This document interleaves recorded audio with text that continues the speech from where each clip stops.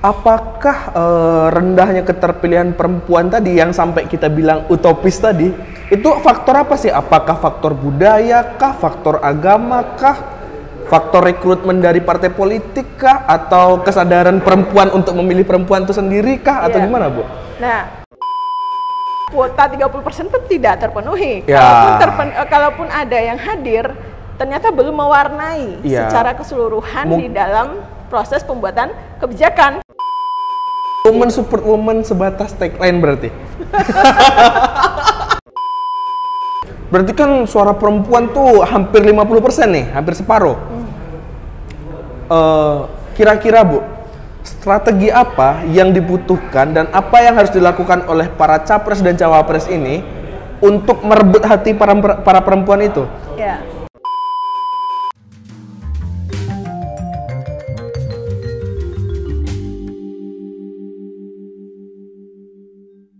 Assalamualaikum warahmatullahi ta'ala wabarakatuh. Selamat pagi, siang, sore, atau malam buat semua teman-teman, buat viewersnya Ngopi Toa Channel. Balik lagi bareng gua Rino di Nampol, nongkrong asik ngomongin politik. Nah, temen nongkrong gua sekarang seorang dosen cantik, penulis, dokter, idola gua kalau di kampus nih, bareng Ibu Indah. Gimana kabarnya, Ibu? Idola kami nih, idola kami kalau di kampus. Nah, Bu Indah kemarin habis ngerilis buku nih, buku Kuasa Politik Perempuan. Nih, berapa lama nulisnya, Bu? Draftnya 3 tahun. Oh, 3 tahun ya? Draftnya 3 tahun. Sendirian nulisnya? Ada satu bab, satu part yang itu bareng sama teman. Oh, bareng sama Pak Fajri ya? Iya. Oke. Nah, Bu, kita kan ini udah mau tahun politik nih. Nah, Rino lihat kan kalau partisipasi politik perempuan itu sebenarnya kan penting banget gitu, tapi kan udah dengan berbagai regulasi, ada kuota 30% di parlemen, ada yang di pencalonannya, ada penyelenggara pemilunya, ada zipper system, tapi kok belum pernah bisa sampai ke 30%. Itu kira-kira kenapa, Bu? Padahal kan penting banget gitu peran perempuan di parlemen gitu dalam politik. Mungkin kita bahas itu dulu deh. Sebenarnya seberapa penting sih, Bu, peran perempuan itu dalam dunia politik, terutama di parlemen? Iya, kalau bicara tentang kehadiran perempuan di parlemen, sebetulnya itu ada dua cara pandang yang bisa kita lihat, kehadiran secara fisik maupun kehadiran secara gagasan. Oke. Kalau kita menyebutnya itu kehadiran secara fisik itu memang dia hadir di situ di DPR. Tapi kalau secara gagasan itu bisa diwakili oleh laki-laki maupun perempuan. Gitu. Nah, jadi bicara tentang keterwakilan perempuan sebetulnya itu bisa disuarakan oleh laki-laki maupun perempuan. Tapi yang kita butuhkan ketika kuota 30% ini dipenuhi, digagas, ya, sebetulnya adalah betul-betul kehadiran perempuan secara fisik. Karena diasumsikan bahwa keterlibatan perempuan di dalam politik itu dia punya latar belakang pengalaman yang memang betul-betul berbeda dengan laki-laki. Karena secara fisik perempuan punya banyak hal yang membedakannya dengan laki-laki. Nah, latar belakang yang berbeda itulah yang diharapkan nanti berpengaruh kepada kebijakan-kebijakan yang dibuat oleh DPR, eksekutif gitu ya, yang dianggap nanti bisa mempresentasikan kepentingan dan kebutuhan perempuan gitu. Jadi kalau ditanya seberapa penting, penting sekali perempuan terlibat secara aktif di dalam proses politik, ya, mempengaruhi proses pembuatan keputusan maupun kebijakan. Karena tadi dikatakan bahwa latar belakang perempuan, pengalaman hidup perempuan yang berbeda. Nah, betul, itu poinnya. Yang itu kemudian membuat dia diasumsikan punya kebutuhan yang berbeda juga dengan laki-laki. Memang secara fisik udah beda kan, perempuan hamil, melahirkan, ada haid, ada proses yang dia rasakan itu yang betul-betul butuh, sebetulnya sangat sensitif. Yang nggak bisa dirasakan oleh laki-laki juga ya. Gitu. Nah, kan gitu tadi berarti peran hadirnya perempuan itu dalam dunia politik, apalagi di parlemen kan sangat penting ya, Bu. Terus apa sih yang menyebabkan sulitnya gitu perempuan berperan aktif, apalagi terpilih gitu di parlemen, Bu? Padahal kan laki-laki dan perempuan itu jumlahnya hampir seimbang. Dari seluruh populasi penduduk di Indonesia aja, perempuan tuh 49,5% loh, hampir 50-50 gitu. Iya. Apa sih yang mempengaruhi, Bu? Iya, jaminan jumlah perempuan lebih banyak dari laki-laki itu bukan berarti, maksudnya jumlah perempuan yang lebih banyak dari laki-laki itu bukan jaminan bahwa perempuan otomatis akan terpilih di dalam proses politik. Karena memang sekali lagi kita tahu politik itu adalah pertarungan yang terbuka. Pertarungan yang terbuka bagi siapapun, tidak memandang jenis kelamin. Nah, karena itu bagi saya perempuan yang masuk dalam politik artinya dia adalah perempuan yang luar biasa. Betul, dia sepakat. Punya semacam keberanian yang semua orang pasti akan tidak semua orang punya. Ya, jadi betul. ketika seorang perempuan memutuskan untuk masuk dalam proses politik, dalam bidang politik, apakah sebagai pengambil keputusan, pembuat kebijakan, atau saya pun sebagai seorang akademisi juga harus berjuang membentuk perspektif gitu, perspektif bahwa kepentingan dan kebutuhan perempuan itu unik. Nah, gitu. Kalau kita lihat misalnya kebijakan-kebijakan yang istilahnya berpihak kepada perempuan itu masih sangat sedikit.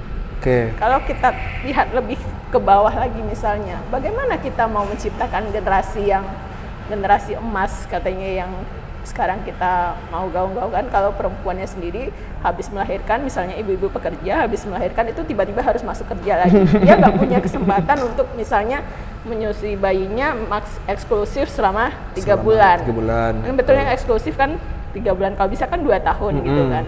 Tapi karena habis melahirkan cutinya hanya 1 bulan, akhirnya masuk kerja lagi. Ya, kan gitu. Iya, jadi kebutuhan yang seperti itu dia basic, memang dasar gitu. Itu yang sebenarnya salah satu faktor penghambatnya juga berarti ya?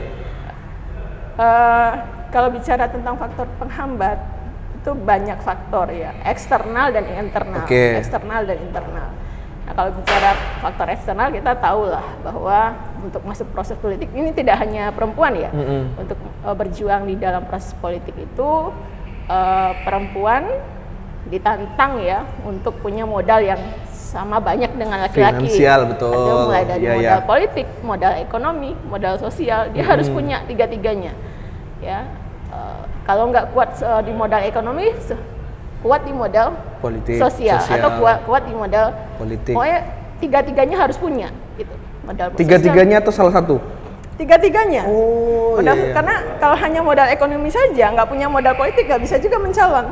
Kebalikannya, kalau laki-laki punya modal sama laki-laki juga harus begitu. Sama juga berarti? Sama juga. Jadi kan saya bilang politik adalah arena pertarungan yang terbuka. Tidak memandang jenis kelamin, laki-laki atau perempuan sama di situ. Ya.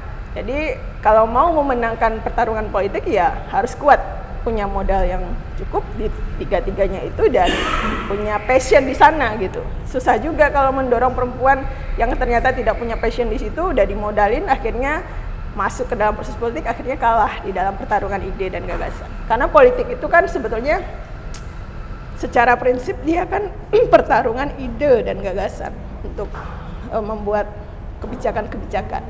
Gitu. Jadi tuntutan untuk menghadirkan perempuan di dalam politik itu sebetulnya harapannya adalah akan lahir kebijakan-kebijakan yang lebih representatif terhadap kepentingan dan kebutuhan perempuan gitu. Nah, harapannya begitu. Tapi kenyataannya yang masih gini. Ternyata kuota 30% itu tidak terpenuhi. Kalaupun ada yang hadir, ternyata belum mewarnai secara keseluruhan di dalam proses pembuatan kebijakan. Kalau konteks Indonesia mungkin 30% kuota perempuan itu masih utopis kali ya, Bu ya? Masih utopis, masih jauh dari harapan gitu. Nah, Bu, apakah rendahnya keterpilihan perempuan tadi yang sampai kita bilang utopis tadi, itu faktor apa sih? Apakah faktor budaya kah, faktor agama kah? Faktor rekrutmen dari partai politik kah? Atau kesadaran perempuan untuk memilih perempuan itu sendiri kah? Atau gimana, Bu? Nah, semua faktor itu punya pengaruh masing-masing dengan kadar yang berbeda. Semua faktor punya pengaruh masing-masing. Semua faktor berpengaruh, sebanyak itu faktornya loh. Iya, karena enggak. Jadi politik itu sekali lagi tidak memandang dia perempuan atau dia laki-laki, Ya, tapi betul. kita memang punya, saya sendiri punya kepentingan bahwa kalau bisa perempuan lebih banyak hadir, kenapa tidak? Gitu kan. Tapi kalau yang hadir ternyata sekarang kenyataannya hanya banyak memang mendominasi adalah laki-laki, tuntutannya adalah laki-laki bisa merepresentasikan kepentingan dan kebutuhan perempuan. Kalau bicara tentang faktor budaya, memang masih banyak orang berpandangan bahwa politik itu kotor, sementara perempuan itu derajatnya mulia, derajat perempuan itu sosok yang suci. Jadi sebaiknya nggak usahlah ikut sesuatu yang masih banyak pandangan seperti itu, perspektif ya seperti itu yang berkembang di masyarakat. Makanya saya katakan bahwa ketika seorang perempuan berhasil memenangkan pertarungan politik, kompetisi politik, dia adalah seorang perempuan yang luar biasa. Dan untuk Sumatera Barat, kita bisa lihat ya, walaupun belum mencapai kuota 30%, tapi setidaknya sudah ada perempuan-perempuan yang ya bisa dikatakan terlibat aktif, masuk ke dalam parlemen, masuk ke dalam eksekutif, dan berbuat di sana. Cuman karena kalah suara ya akhirnya kebijakan yang pro terhadap gender itu memang belum terlalu terlihat. Tapi gerakan untuk memperjuangkan kepentingan dan kebutuhan perempuan itu kan tidak hanya di daerah, tapi memang dari pusat. Dari pusat juga, ya betul. Juga seperti itu. Dan di daerah-daerah lain saya kira, nah cuman kan uniknya Sumatera Barat dari dulu sampai sekarang itu memang belum ada yang menjadi kepala daerah. Di Sumber belum ya, Bu? Belum pernah. Kalau legislatif banyak, udah ada ya? Banyak, sudah banyak. Termasuk gitu Kota kan. Padang tahun periode sebelum sekarang ya, Bu? Iya banyak, itu ada yang di Sumatera Barat, di level provinsi ada 6, ada di DPRD Padang ada 7 gitu kan. Tapi ya itu tadi, Sumatera Barat itu unik di budayanya matriarki, tapi yang menjadi kepala daerah belum pernah ada. Iya. Padahal kalau kita berbicara konteksnya Sumatera Barat, posisi perempuan itu secara kultural itu kan sangat strategis sekali, Bu, sebagai bundo kandung segala macam kan. Apakah kestrategisan posisi tersebut belum bisa dimaksimalkan untuk sampai mengantarkan seorang perempuan, sosok wanita bundo kandung di Sumatera Barat itu menjadi seseorang dalam politik praktis gitu? Apakah kepala daerah, apakah anggota legislatif? Kira-kira kenapa, Bu?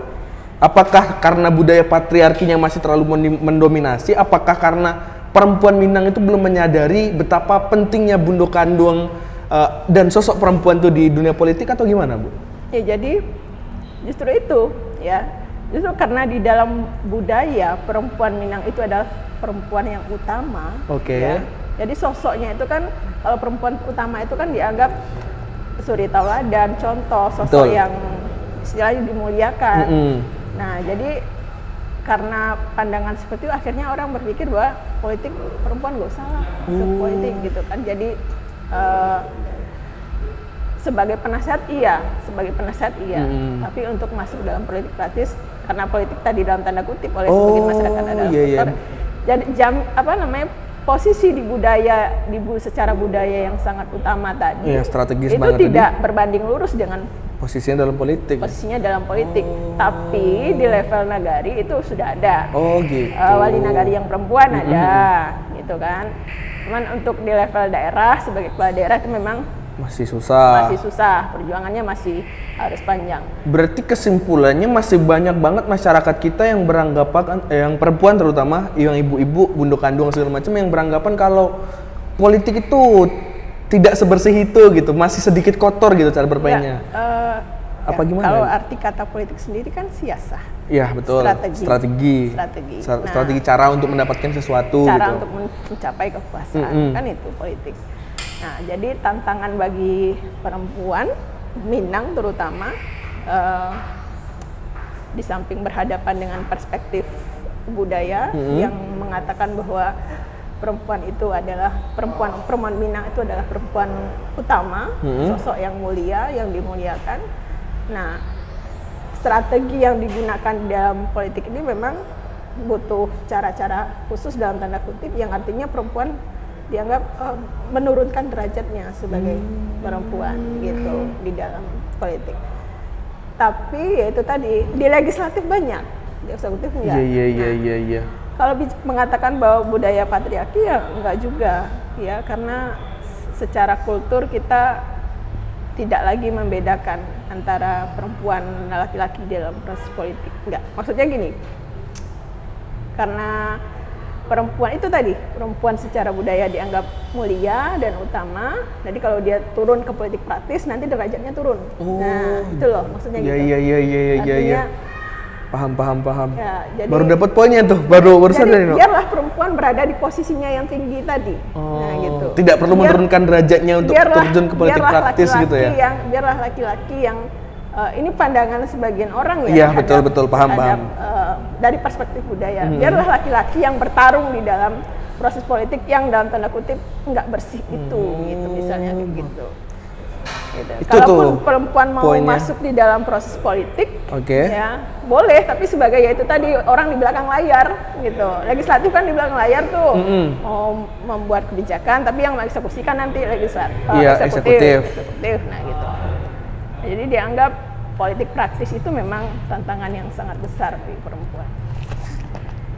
Kemudian Bu, kita balik ke keterpilihan perempuan deh. Rendahnya keterpilihan perempuan itu terutama di legislatif ya, walaupun Ibu bilang tadi untuk jadi kepala daerah mungkin belum ada, tapi di legislatif udah cukup banyak, tapi kan belum sebanyak itu juga gitu. Apakah rendahnya keterpilihan perempuan itu tadi salah satu faktornya adalah itu sebagai salah satu bukti kalau partai politik itu belum maksimal dalam melaksanakan tugasnya? Kalau bicara partai politik itu kita masih banyak istilahnya, bisa dikatakan gitu, kita masih mempertanyakan bagaimana pelaksanaan fungsi partai, terutama fungsi rekrutmennya ya Bu. Ya, tapi sejauh ini kan ada peraturan yang mengatur bahwa partai politik harus memenuhi kuota 30% dalam proses pencalonan. Dalam proses pencalonan, dan itu saya kira semacam peluang bagi perempuan sebetulnya, ya. Kuota 30% sebetulnya peluang bagi perempuan. Ya, dikasih kesempatan kan untuk masuk di dalam proses pertarungan yang terbuka tadi. Nah, sejauh ini partai politik sudah mampu untuk melaksanakan peraturan itu. Nah, persoalannya adalah bagaimana proses rekrutmen yang dilakukan terhadap perempuan ini. Kadang pada kenyataannya perempuan-perempuan yang direkrut misalnya tiba-tiba sifatnya dadakan gitu. Kalau udah mau pemilu baru direkrut. Berarti artinya bukan orang yang selama ini bertumbuh besar di partai gitu kan, berbuat selama ini, bukan gitu. Kebanyakan seperti itu. Berarti banyak politisi perempuan yang karbitan dong. Itu makanya sampai muncul statement politik itu kotor tadi bagi sebagian orang kali ya. Tidak hanya perempuan, laki-laki juga seperti itu. Untuk sekedar memenuhi kuota wajib 30% di pencalonan tadi ya Bu ya? Dilemanya di situ. Kuota 30% itu pada akhirnya membuat partai merekrut perempuan-perempuan yang kuat secara finansial saja mungkin ada kuat secara popularitas mungkin, tapi tidak hanya perempuan, laki-laki juga seperti itu. Mungkin berarti kalau gitu mungkin harus ada peraturan yang mengatur kalau untuk maju ke legislatif tuh harus terdaftar sebagai anggota partai politik selama sekian tahun dulu gitu kali ya, biar nggak muncul kader-kader partai karbitan sebelum pemilu nih Bu. Iya, itu berlaku untuk laki-laki dan perempuan. Iya. Untuk laki-laki dan perempuan ya nggak apa-apa kalau memang mestinya. Usul tuh untuk bapak-bapak di DPR tuh. Biar nggak banyak tuh kader-kader partai karbitan yang tiba-tiba balihonya muncul di mana. Ini berasaan bapak ini di rumah kerjanya di kedai kopi doang nih. Tiba-tiba jadi caleg, itu sering tuh Bu. Iya itu. Bisa jadi. Berarti selain partai politik yang belum menjalankan tugasnya secara maksimal tadi, apakah media juga mengambil peran? Karena media belum, yang Rino tangkap selama ini, media kan juga belum banyak memberitakan dan mensosialisasikan kepada masyarakat apa sih pentingnya perempuan itu hadir dalam politik gitu. Apakah itu salah satu faktornya juga Bu? Media dalam proses politik tidak hanya untuk perempuan ya, untuk laki-laki juga itu punya peran yang sangat penting. Ya betul, sepakat. Orang akan kenal kita melalui media, ya kan? Nggak bisa hanya langsung face to face ketemu, ya sifatnya terbatas. Tapi kalau dengan media, cakupan atau ruang lingkup orang mengenal seseorang itu jauh lebih besar gitu.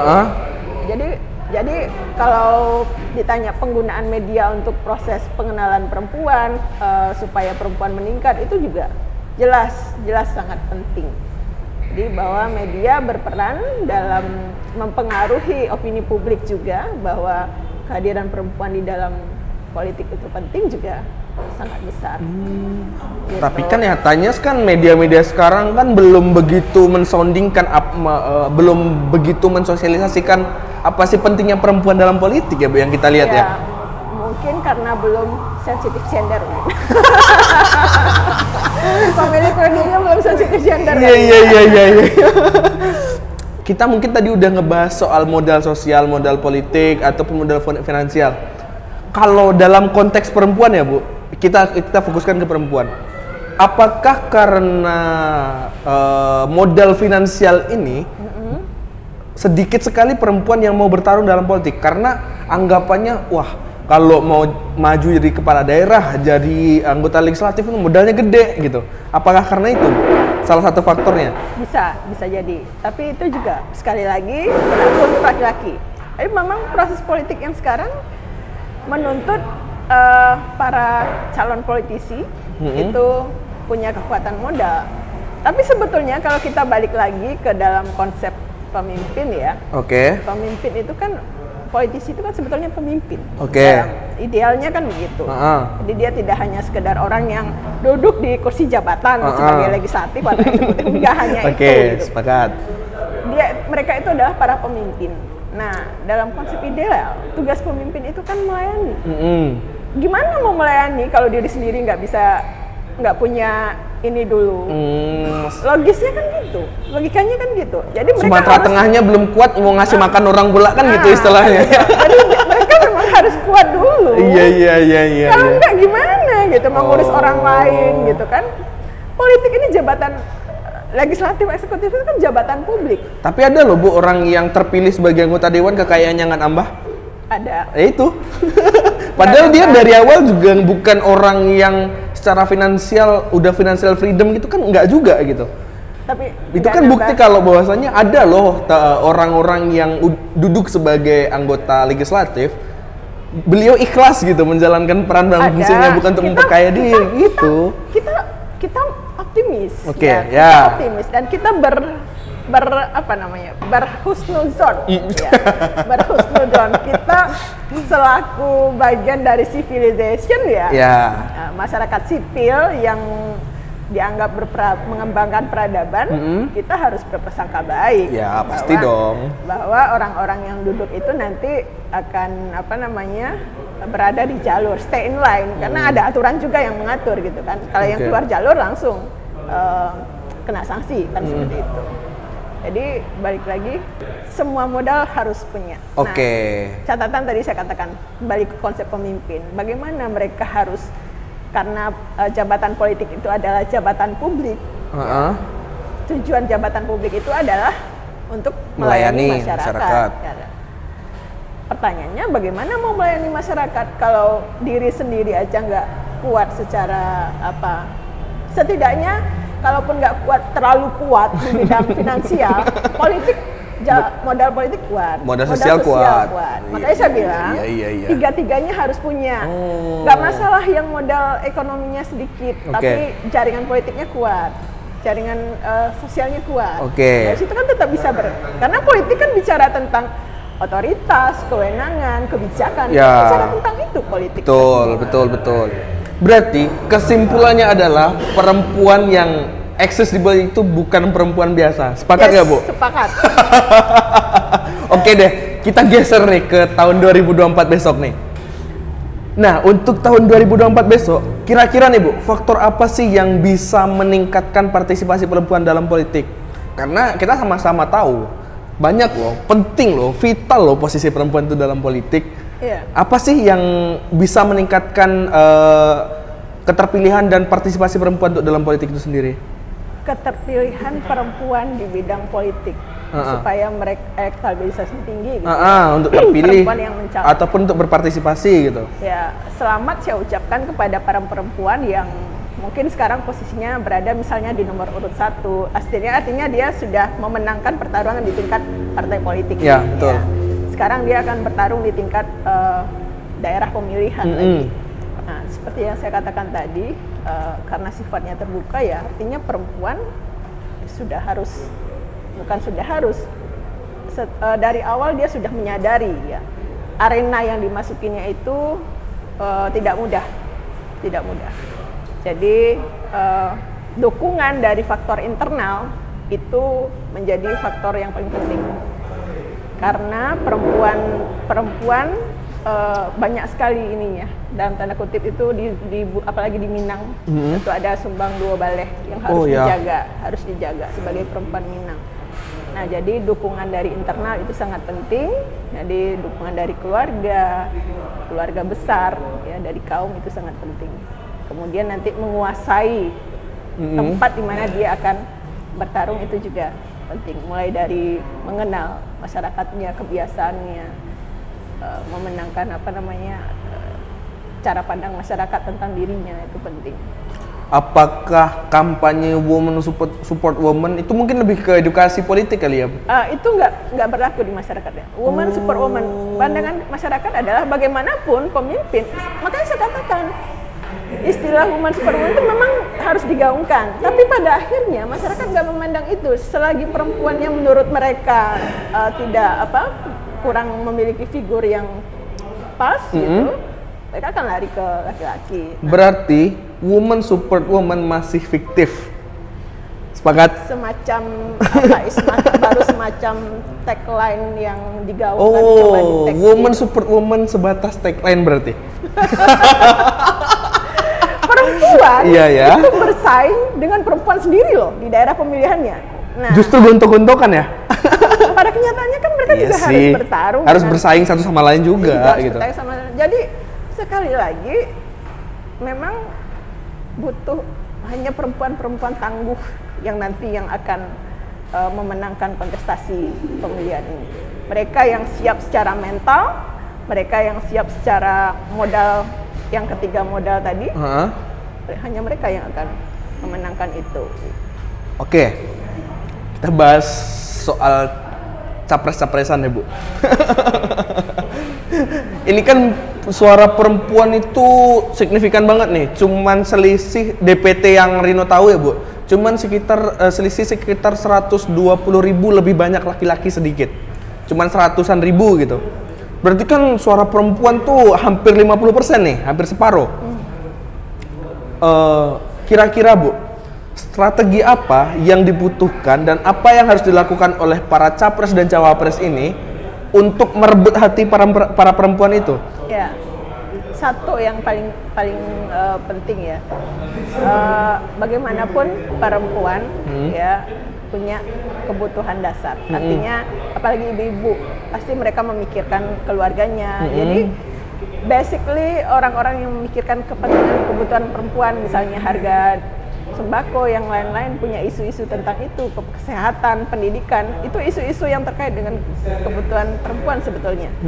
Jadi para capres, para calon itu mestinya lebih, yang menyorot itu saya kira akan mendapat perhatian dari para perempuan, yang menyorot tentang isu pendidikan, karena sosok ibu pasti memikirkan pendidikan anaknya, kesehatannya. Jadi itu. Oke. Kira-kira Bu, kemarin ini ada salah satu caleg dari Nasdem dari Kepulauan Mentawai namanya Uniani mengatakan kalau emak-emak di Sumatera Barat itu all in untuk Anies. Kalau pandangan Ibu sebagai akademisi kemana kira-kira? Berani nggak Ibu ngejawab? Aku harus jawab itu ya. Iya, kalau mau ngejawab silakan dijawab, kalau nggak apa-apa. Jadi aku nggak mau sebut nama. Jadi karena aku sadar ya, maksud gini, orang-orang pasti punya preferensi memilih. Betul. Nah, preferensi masing-masing, mereka punya preferensi masing-masing. Tapi basically biasanya perempuan akan memilih calon-calon yang dianggap akan memperjuangkan kepentingan dan kebutuhan mereka. Yang paling ganteng mungkin? Yang paling ganteng mungkin? Enggak juga. Kita kan nggak bicara tentang, kalau bicara politik kan nggak bicara physically ya. Kita bicara. Ya tapi faktanya kan kita gitu. Bicara pada kenyataannya 5 tahun yang akan datang akan dibuat seperti apa kehidupan kita, kan itu yang kita pikirkan. Itu yang politik yang rasional itu. Berarti intinya di 2024 besok kaum ibu-ibu, kaum perempuan, kaum emak-emak akan memilih siapa pemimpin, siapa capres yang akan memperjuangkan hak-hak perempuan walaupun kepentingan dan kebutuhan perempuan. Itu walaupun beliau-beliau adalah laki-laki, biasanya laki-laki, belum ya, kayaknya laki-laki. Besok laki-laki juga ya, Bu ya? Laki-laki semua. Oke. Perempuan. Oke deh, terima kasih Bu Indah, terima kasih banyak waktunya, sudah lebih dari 30 menit kita ngobrol. Dan ini Bu, buku Kuasa Politik Perempuan, teman-teman silahkan dibaca, silahkan dibeli. Kalau membeli di mana? Ada di website Raja Garvindo. Nanti kita bikin di sini nih, di sini nama websitenya. Oke, terima kasih banyak Ibu. Oh sorry. Salam dong. Salam dong. Oke, terima kasih teman-teman udah meluangkan waktunya untuk nonton. Silahkan untuk berkomentar di bawah. Kalau mau diskusi atau mau menambahkan data juga boleh. Gua pamit, Bu Indah pamit. Peace out. Assalamualaikum warahmatullahi wabarakatuh. Terima kasih Bu.